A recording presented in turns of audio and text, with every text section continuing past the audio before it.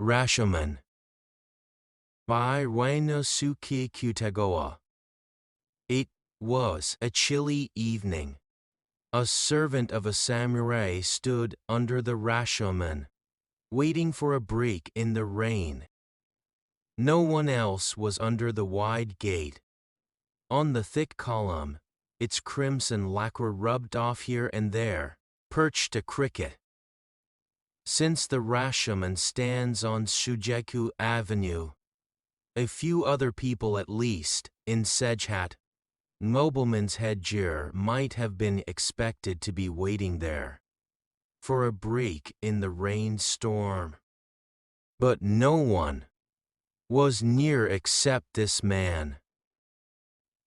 For the past few years the city of Kyoto had been visited by a series of calamities, earthquakes, whirlwinds, and fires, and Kyoto had been greatly devastated.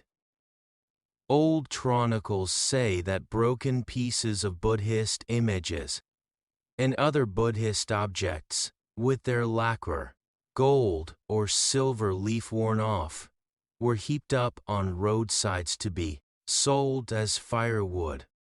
Such being the state of affairs in Kyoto, the repair of the Rashomon was out of the question. Taking advantage of the devastation, foxes and other wild animals made their dens in the ruins of the gate, and thieves and robbers found a home there too. Eventually, it became customary to bring unclaimed corpses to this gate and abandon them. After dark it was so ghostly that no one dared approach. Flocks of crows flew in from somewhere. During the daytime these cawing birds circled round the ridgepole of the gate. When the sky overhead turned red in the afterlight of the departed sun, they looked like so many grains of sesame flung across the gate. But on that day not a crow was to be seen, perhaps because of the lateness of the hour. Here and there the stone steps, beginning to crumble, and with rank grass growing in their crevices, were dotted with the white droppings of crows. The servant, in a worn blue kimono, sat on the seventh and highest step, vacantly watching the rain. His attention was drawn to a large pimple irritating his right cheek. As has been said, the servant was waiting for a break in the rain. But he had no particular idea of what to do after the rain stopped. Ordinarily, of course, he would have returned to his master's house, but he had been discharged just before. The prosperity of the city of Kyoto had been rapidly declining, and he had been dismissed by his master, whom he had served many years, because of the effects of this decline.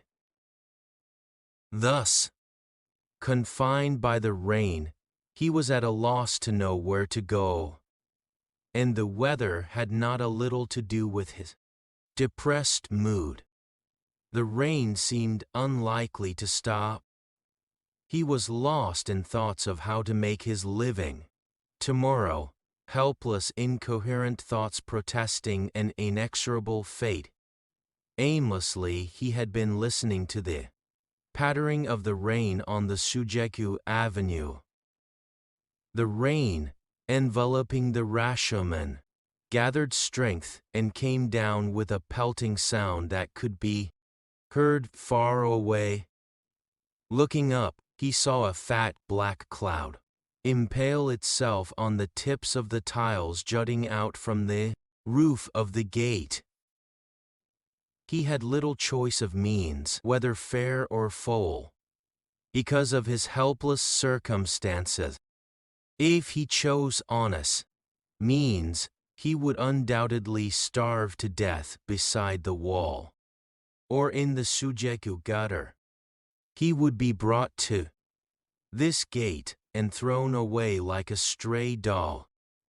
If he decided to steal, his mind, after making the same detour time and again, came finally to the conclusion that he would be a thief. The doubts returned many times.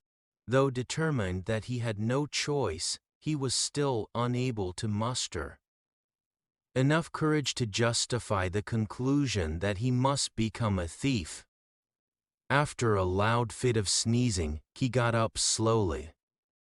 The evening chill of Kyoto made him long for the warmth of brazier.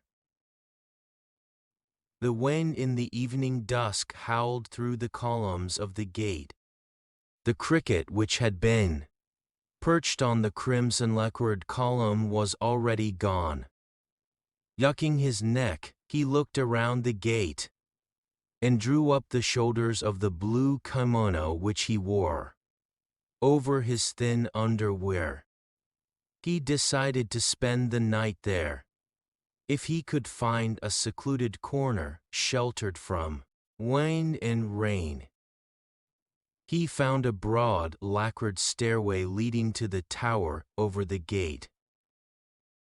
No one would be there, except the dead, if there were any. So, taking care that the sword at his side did not slip out of the scabbard, set foot on the lowest step of the stairs. A few seconds later, halfway up the stairs, he saw a movement above. Holding his breath and huddling, cat-like in the middle of the broad stairs leading to the tower, he watched and waited. A light coming from the upper part of the tower shone faintly upon his right cheek. It was the cheek with the red, festering pimple, visible under his stubbly whiskers. He had expected only dead people inside the tower, but he had only gone up a few steps before he noticed a fire above, about which someone was moving. He saw a dull yellow, flickering light, which made the cobwebs hanging from the ceiling glow in a ghostly way. What sort of person would be making a light in the Rashomon? And in a storm, the unknown, the evil terrified him. As quietly as a lizard, the servant crept up to the top of the steep stairs, crouching on all fours, and stretching his neck as far as possible, he timidly peeped into the tower. As rumor had said, he found several corpses strewn carelessly about the floor. Since the glow of the light was feeble, he could not count the number. He could only see that some were naked and others clothed. Some of them were women, and all were lolling on the floor with their mouths open, or their arms outstretched, showing no more signs of life than so many clay dolls. One would doubt that they had ever been alive, so eternally silent they were. Their shoulders, breasts, and torsos stood out in the dim light. Other parts vanished. Shadow. The offensive smell of these decomposed corpses brought his hand to his nose. The next moment his hand dropped, and he stared. He caught sight of a ghoulish form bent over a corpse. It seemed to be an old woman, gaunt, gray-haired, and nunnish in appearance. With a pine torch in her right hand, she was peeping into the face of a corpse, which had long black hair. Seized more with horror than curiosity, he even forgot to breathe for a time. He felt the hair of his head and body stand on end. As he watched, terrified, she wedged the torch between two floorboards and, laying hands on the head of the corpse, began to pull out the long hairs, one by one, as a monkey kills the lice of her young. The hair came out smoothly with the movement of her hands. As the hair came out, fear faded from his heart, and his hatred toward the old woman mounted. It grew beyond hatred, becoming a consuming antipathy against all evil. At this instant, if anyone had brought up the question of whether he would starve to death or become a thief, the question which had occurred to him little while ago, he would not have hesitated to choose death. His hatred toward evil flared up like the piece of pine wood which the old woman had stuck in the floor. He did not know why she pulled out the hair of the dead. Accordingly, he did not know whether her case was to be put down as good or bad. But in his eyes, pulling out the hair of the dead in the Rashomon on this stormy night was an unpardonable crime. Of course, it never entered his mind that a little while ago he had thought of becoming a thief. Then, summoning strength into his legs, he rose from the stairs and strode, hand on sword, right in front of the old creature. The hag turned, terror in her eyes, and sprang up from the floor, trembling. For a small moment, she paused, poised there, then lunged for the stairs with a shriek.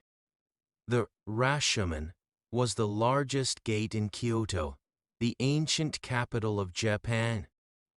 It was 106 feet wide and 26 feet deep and was topped with a ridge pole. Its stone wall rose 75 feet high.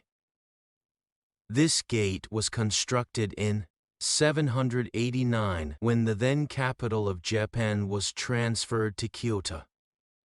With the decline of West Kyoto, the gate fell into bad repair, cracking and crumbling in many places, and became a hideout for thieves and robbers, and place for abandoning unclaimed corpses.